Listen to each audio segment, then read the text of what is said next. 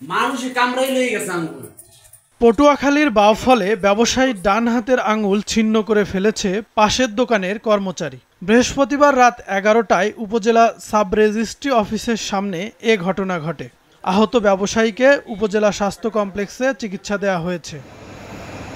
ভুক্তভোগী অরুণ মালাকার বরিশাল টেইলার্সের কাপড়ের দোকানের মালিক, আর অভিযুক্ত বিমল মালাকার একই এলাকার জুয়েলার্সের কর্মচারী। প্রত্যক্ষদর্শীরা জানায়, বিমলের বিরুদ্ধে মামলা নিয়ে অরুণের সাথে কথা কাটাকাটি হয়। এক পর্যায়ে তারা হাতাহাতিতে জড়িয়ে পড়ে। এ সময় উপস্থিত সকলের হস্তক্ষেপে পরিস্থিতি শান্ত হয়। পরে সাব রেজিস্ট্রি অফিসের সামনে ফের বাকবিতণ্ডা বাধে। এ সময় বিমল অরুণের হাতের একটি আঙুল কামড় দিয়ে তা ছিন্ন করে ফেলে। আঙুলের ছিন্ন হওয়া একটি অংশ নিয়ে পালিয়ে যায় বিমল। একটা মামলা হয়েছে, সেই মামলাটা সমাধানের জন্য আমরা ওইখানে যাই।